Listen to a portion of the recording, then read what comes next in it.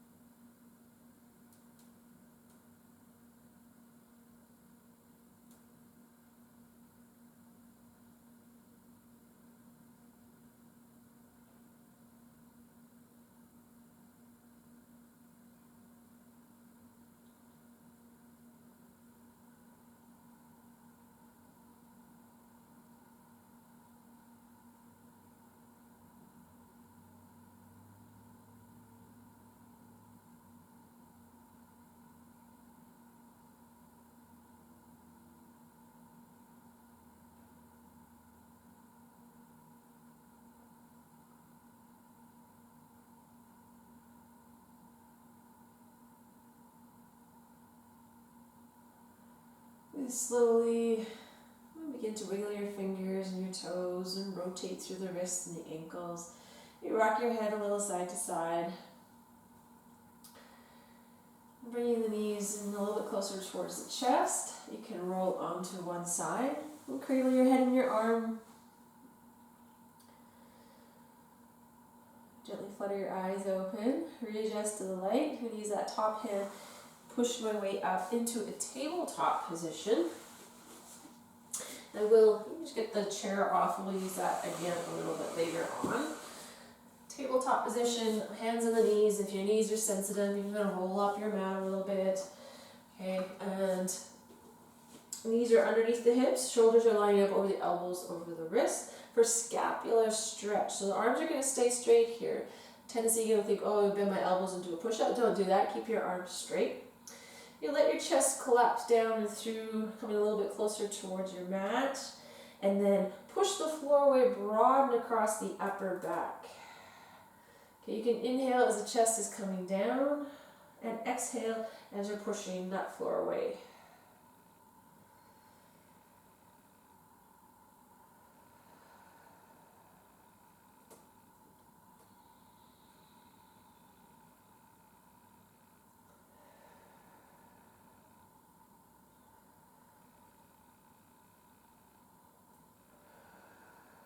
Good, so there's a lot of tension around those shoulder blades. Commonly, for a lot of us, that might be where the tension is. So this is a nice little stretch for that area. Good. Finishing, pushing the floor away. You take your knees as wide as your mat, big toes touch. Widen your child's pose, and if you have that chip foam block, we're going to use that as a wedge between your seat and your heels. So placing a little bit something there. Push the seat back. You can walk your hands forward, rest the forehead on the mat, or you can stay up on your elbows. If the forehead doesn't come to the mat, also if you have uncontrolled blood pressure issues, we want to be a little bit more mindful of not dropping that head down below the heart level.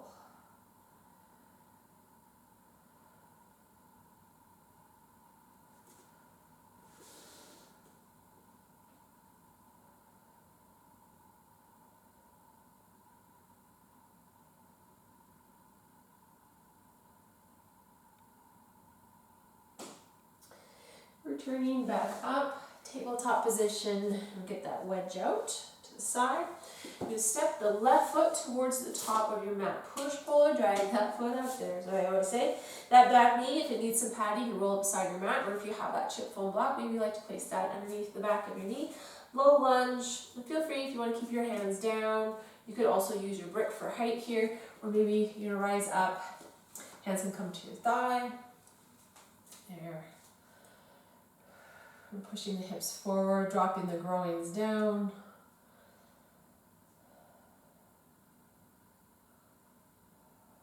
Good. So not one main focus in our yoga reset today, kind of hitting all the major areas and maybe a little bit of the nooks and crannies as well. And go ahead and switch this to the other side. Okay, feel steady before you come up if you're choosing to come up. A little bit of balance required in this position.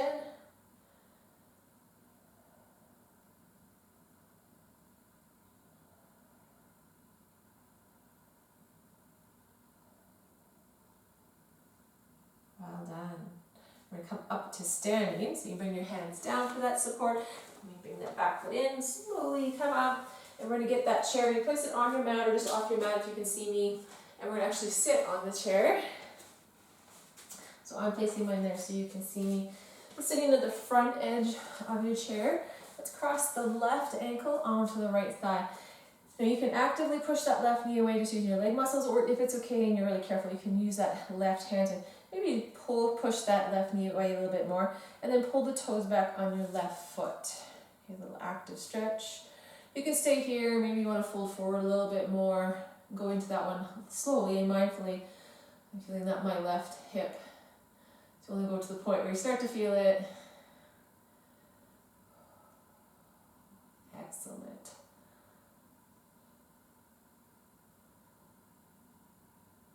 So good, that outer hip, I'm loving this. Piriformis stretch. Good, come back up. And then you may have to bring your foot a little bit closer. We're going to hold hands with that left foot. So interlacing your fingers between your left toes, wedging it in there. You might need to use your other hand to help guide that. Okay, spreading out your toes. And while you're there, maybe you want to do some ankle rotations. You can point and flex the toes using your hand. Nice. And if you're doing some circles, make sure we go the other way as well. And you don't have to do the ankle movements. If you just want to hold hands with your feet, maybe practice stretching your fingers out, get a little bit more space between those toes.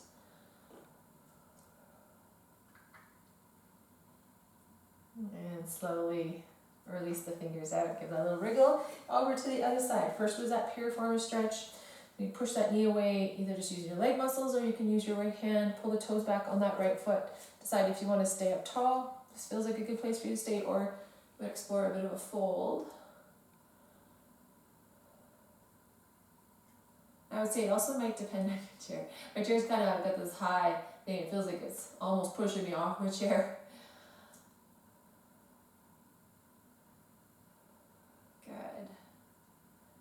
Is there more or less sensation on the second side? Always bring your awareness back into your body, into the experience, and into this moment, rather than letting your mind drift.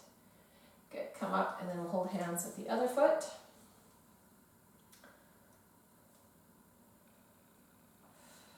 And rotating through the ankles maybe the toes getting some movement.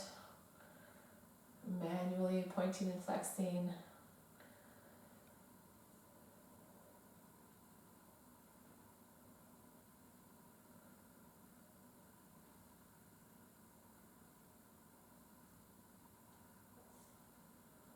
Well done.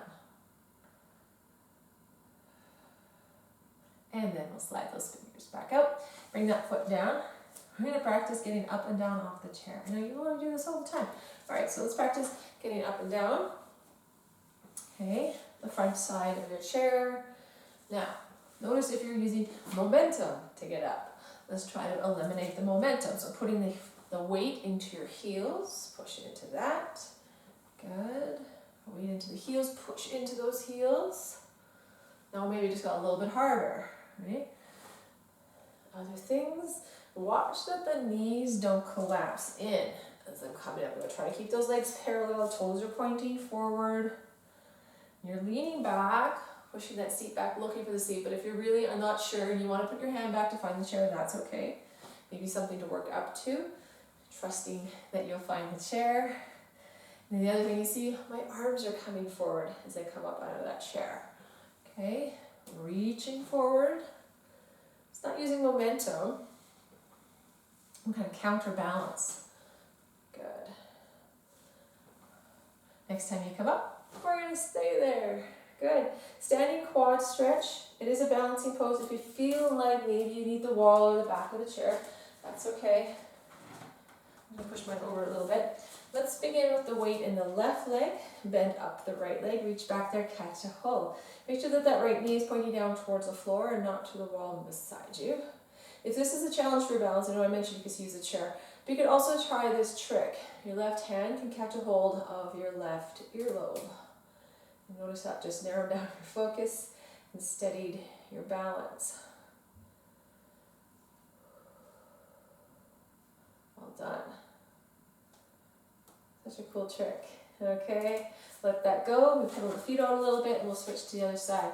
Weight into the right foot, bend up the left one, catching hold there, knees pointing down towards the floor. I need help with my balance. Maybe a little Carol Burnett with the earlobe. Just giving it a squeeze though, not too hard.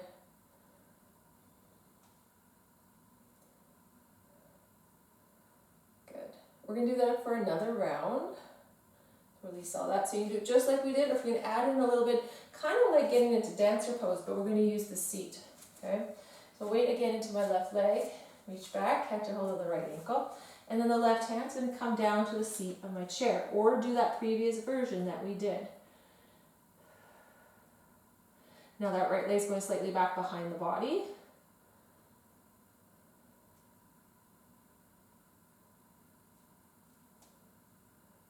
Good, release and switch to the other side. And you can have the hand on the chair first. Let me go ahead, catch that left ankle.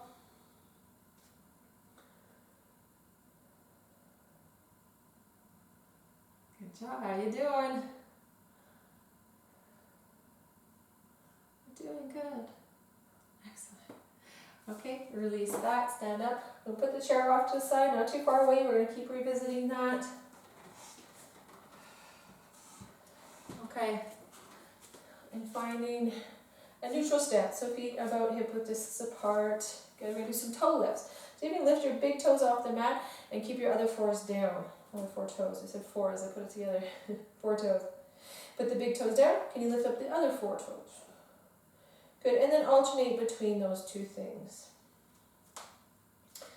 Toe lifts.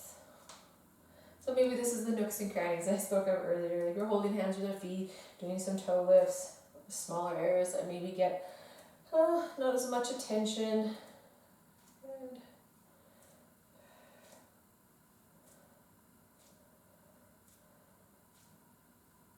Well done.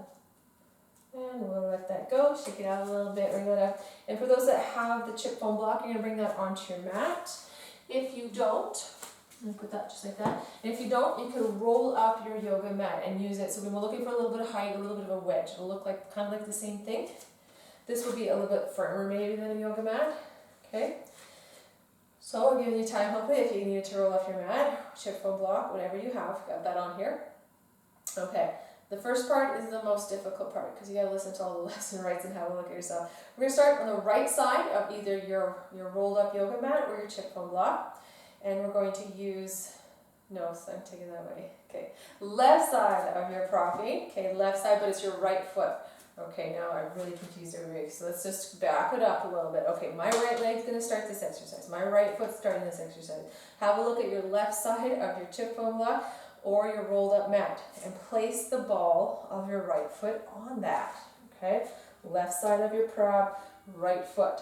Now that left leg, and we're stretching the calves. This is a calf stretch. So we're looking for kind of that first mild to moderate stretchy feeling. So with the left leg back here, you're not feeling enough, you can change that load. So that is bring the left foot in line with the right foot, or you bring that left leg all the way ahead of your prop. Ooh, that's good.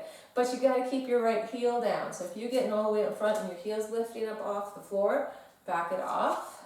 Okay, because then you're losing that elongation, the stretch that we're looking for. Soften your kneecaps. That's it. We just give this time to allow the muscular tension, hopefully, to ooze out of that right calf. Maybe. Maybe not. Good. And often we'll rainbow this one, but I think we'll just keep it with the neutral position, that first position.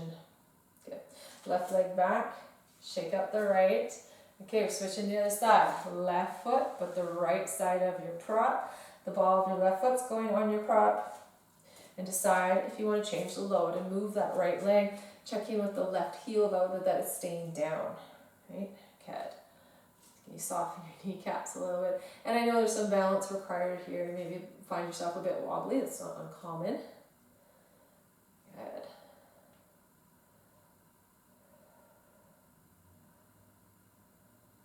It's all good. Bring that right foot back, shake up the left, and you can put that chip foam block off to the side. Double calf stretch or roll lap out your mat. Double calf stretch, we're going to use the seat of that chair again. Both hands, the seat of your chair, back the feet up, hips are stacked over the heels, kind of push your seat back, and you can feel that stretch in the hamstrings as well.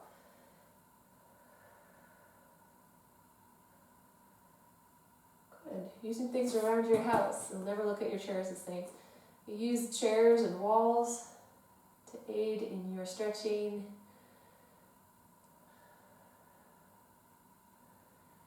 Good. Soften the knees, walk your feet up towards that chair. Now we need the back of the chair. You may have to flip yours around like I do, or maybe you have access to the back of your chair. Hands on the back of the chair, back the feet up, props out of the way. And you can let your head kind of drop in between your arms here. Make sure your toes are pointing forward. Soften the knees a little bit.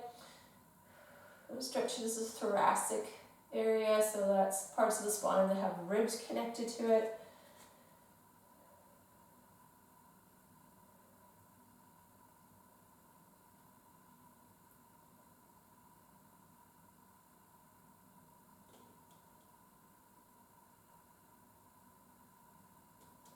Good, soften your knees, walk up towards the back of your chair, let that go. Calf raises. And again, sometimes we rainbow this one, but again, I think we'll just stay more neutral. Little toes are pointing forward, feet are about hip width apart. If you need for balance, the back of your chair is probably right there. We'll bring the heels up and drop them down. Good. So we want to lengthen and strengthen our muscles. So we've done calf stretches. They're going to build up the calf muscles. Good.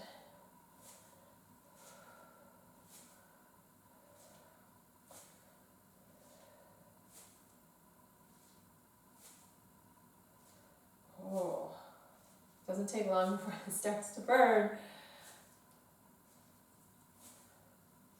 Well done.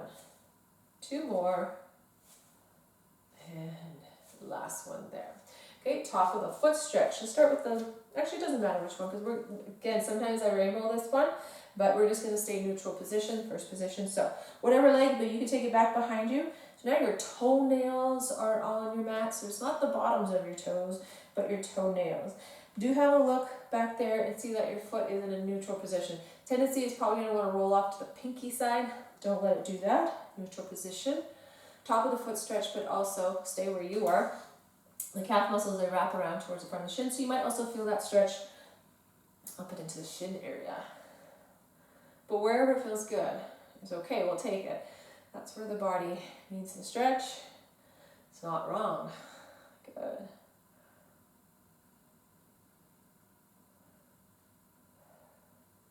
And we'll bring forward, shake it out, switch to the other side.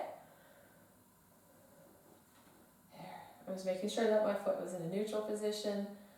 You think you can tell by the feel, but not always. You have a little look.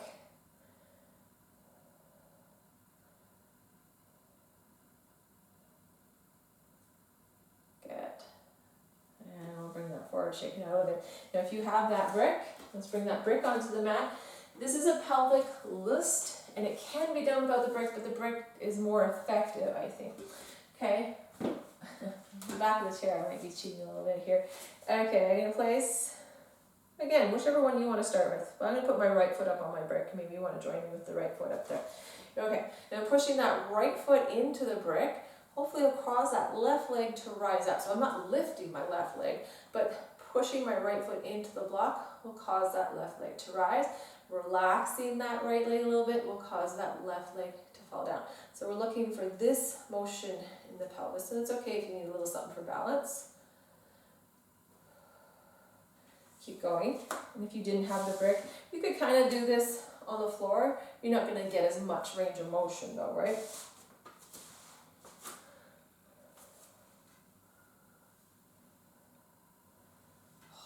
I'm feeling the work in that standing hip. Ooh. What is going on? 2 more. Much as I don't want to do it either. We're going to do 1 more. Okay, carefully coming off that brick. Shake it out. Yes, the other side. Putting your other foot on there. If you're following me, I'm going to put my left foot on there. As I push my left foot in, and cause that right leg to rise up slightly. Relaxing. Right leg's going to drop. Good. Now I'm finding a little stickier on one side than the other. Maybe if I let go of the chair. Oh, maybe I was cheating. I don't know. Cheating myself though. Good. Like a few more. I'm just putting 1 finger on the chair. Couple more. Well done. Off. Ooh, brick off to the side as you shake it out. Stand anywhere in your mat, without changing anything, without judging, whatever. Have a look down at your feet. Notice how they landed. Do you have 1 or maybe 2 duck feet? So this is common. The legs are often turned out. You see people standing like this and even walking like this, right? So we want to unduck our feet. Have all your toes pointing forward, and this is an adjustment that you can do all the time. When you're standing in line waiting to pay for something, you're standing talking to somebody, or just standing in your kitchen. Okay, have a look down at your feet. Oh, I can unduck my feet. All toes pointing forward. Feet are about hip width distance apart. Good. Soften the knees a little bit. Not looking for mountain or Tadasana pose. We're just thinking about the feet though. When I first started making that adjustment in my life, like throughout my day, I couldn't believe how sore I got in here. And I was like, why am I so sore here? Oh, it's just a simple change in my standing position and hopefully the way I walk and run as well. I was using some different muscles in the hips that they weren't used to, right? I adjusted after a while, and now it's quite a habit for me when I'm standing somewhere. I always got to get those toes lining up going forward. Good. And then head wrapping. So keep your feet where they are. We're spending more and more time looking at screens. So our heads are leaning in to look at screens, and as you're aging, your eyesight goes getting a little bit closer, and your hearing's going, so you're leaning in a little closer to hear better. And then eventually, right, the head's way out here, and you may be developing hyperkyphosis, we used to call it dowager's hump here. Younger and younger people, I see this in teenagers even now, because you know they're actually, in fact, their head is hanging down here, they're on their phones or what have you. So if we don't want to look like that, we're going to pull the head up. And almost like you're pushing your chin back, you're pushing your ears up over your shoulders. Okay? And some of you might be thinking, oh, but then I get all this skin here. And you wonder why you have all that skin there. It could be from being overstretched here, right? So the skin's getting overstretched and the chin's jutting forward. Then we pull it back and all of a sudden we have all this stuff that we've created. Okay? But this is better. This is the way our body is designed to support the head, right? The spine, and then the head's on top of it. The head's forward, the spine, that's why it starts to build up some bone back there to help support that weight coming forward. So unduck the feet and pull the head back, head wrapping. If you see other people out there, just give them a little poke on the chin and send their head back, do them a favor. Nice. And then we're going to bring your elbows, the inside edge of your arms and the inside edge of your hands to touch. I'm going to turn this way just for a moment so you can see my face. And then keeping the elbows glued together, open the rest of the arms out. Okay, we can inhale as you open, exhale as you bring it back together. Little movement, feels like a lot of work though.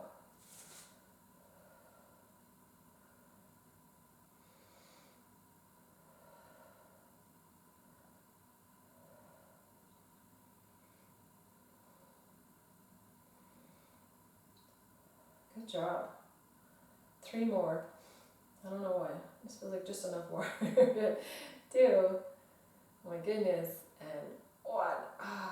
Relax those arms, shake them out. As you're doing so, get a line on where your chip foam block is. We're going to get that chip foam block back into the practice. The other thing that we spend, and I'm just putting this somewhere to hold it for a second.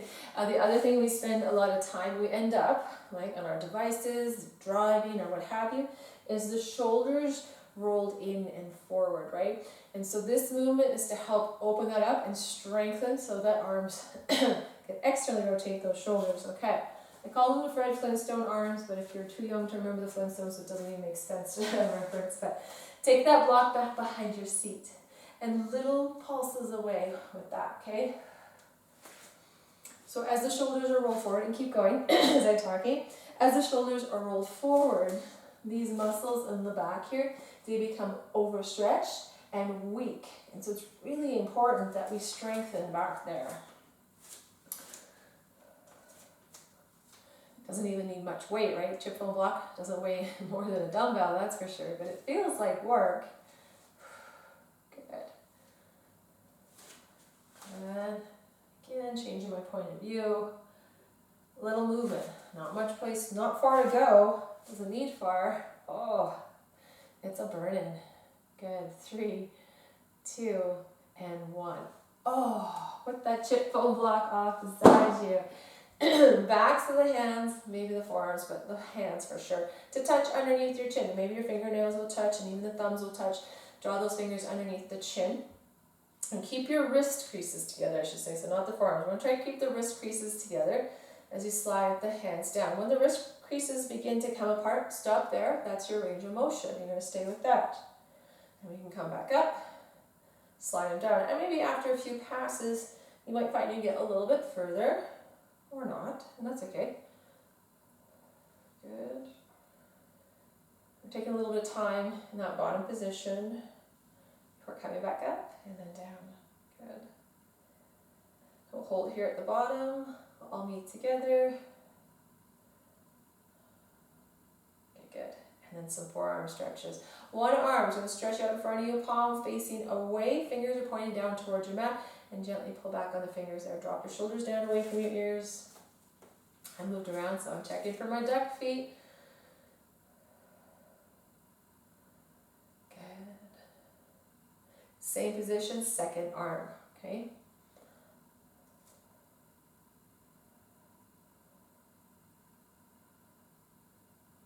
Nice. And these are really stretches to be grateful for if you're spending a lot of time on keyboards or smartphones. Back to that first arm. This time the palm is facing towards you, but your fingers still pointing down towards your mat. And gently pull back on the back of the hand.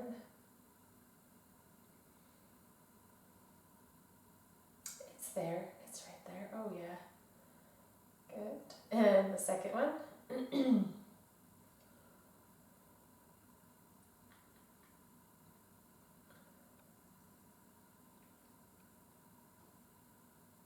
Nice. Let that go. You roll out the wrists or shake out the arms. And waiters. It reminds me of this move, but not quite. Okay, this time the elbows are pulled back, drawn in towards your rib cage.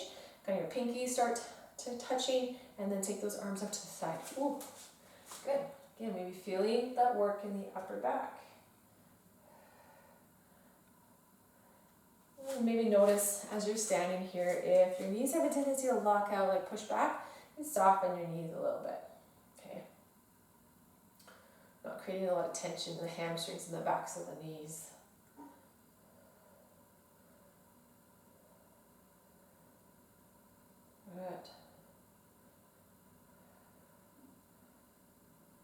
And 2 more waders. There's 1, and there's 2. Take those arms straight out from your shoulders. I call these stop in the name of love hands. So pull your middle finger back, kind of like it's pulling towards your wrist. Obviously not going to touch there. Oh, now you're feeling the work in the forearms. Again, these are kind of the nooks and cranny areas, stretched, and we're going to strengthen those forearms. Good. The opposite is what I call the Karate Kid one. So now the palms are kind of trying to reach towards the underneath wrist part. I'm not going to touch, but you're feeling some work in the forearms and the wrists.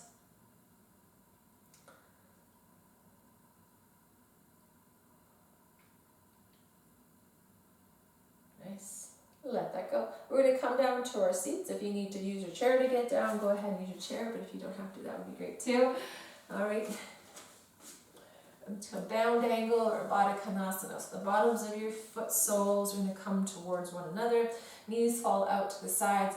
And feel free to stay sitting up nice and tall if that feels a good place for you to stay. Or if you want to fold forward, and backing up so I don't fall off the camera screen, you can hold your toes perhaps and lean forward from there.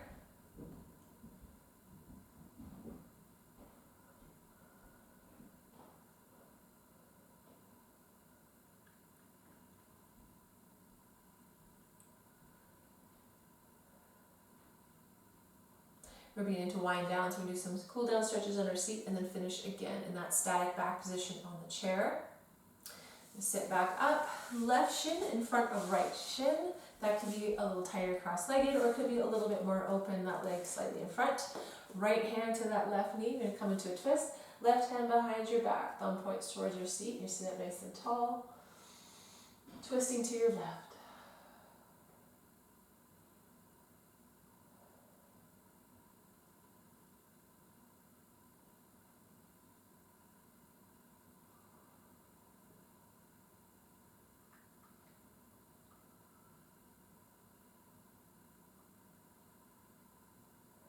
Inhale, bring your gaze back to center, and then with curiosity, walk the hands forward. Find your fold. It might be hands right in front of the legs, maybe a little further for some of you.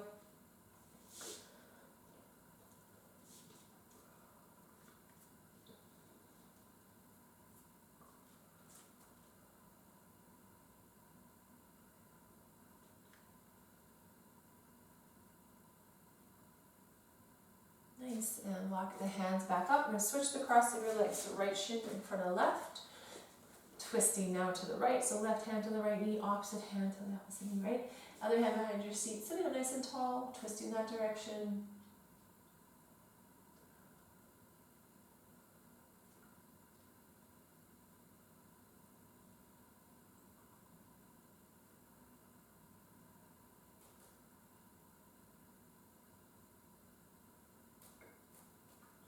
Gaze back to center, untwisting from the top down. One more time, exploring maybe a bit of a fold.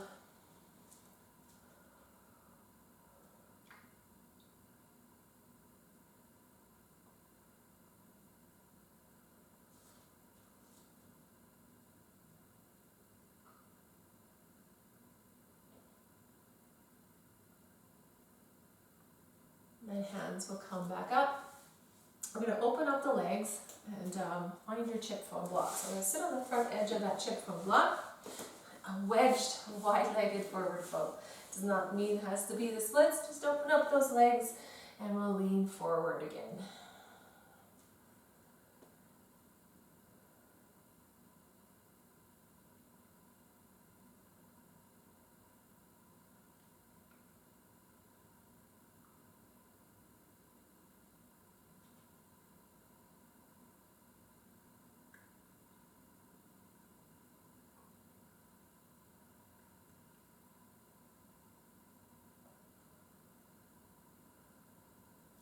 And walk the hands back up. Take them underneath your knees so you can draw those easily together.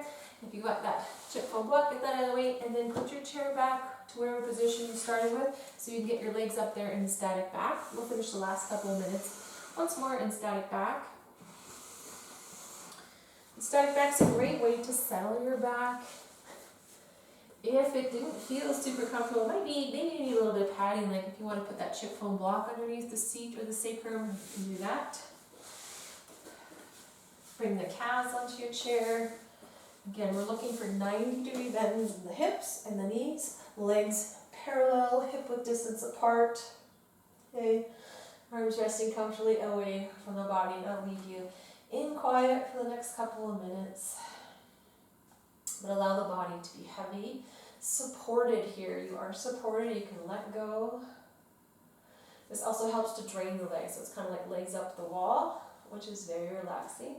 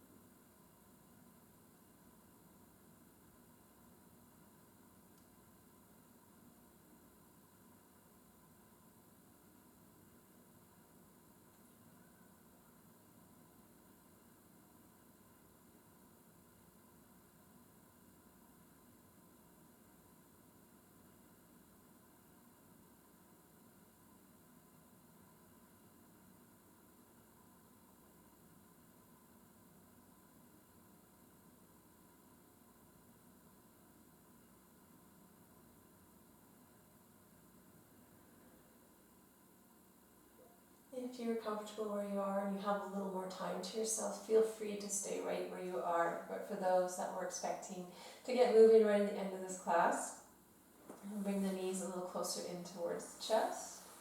Roll on to one side. You can pause there for a breath or two.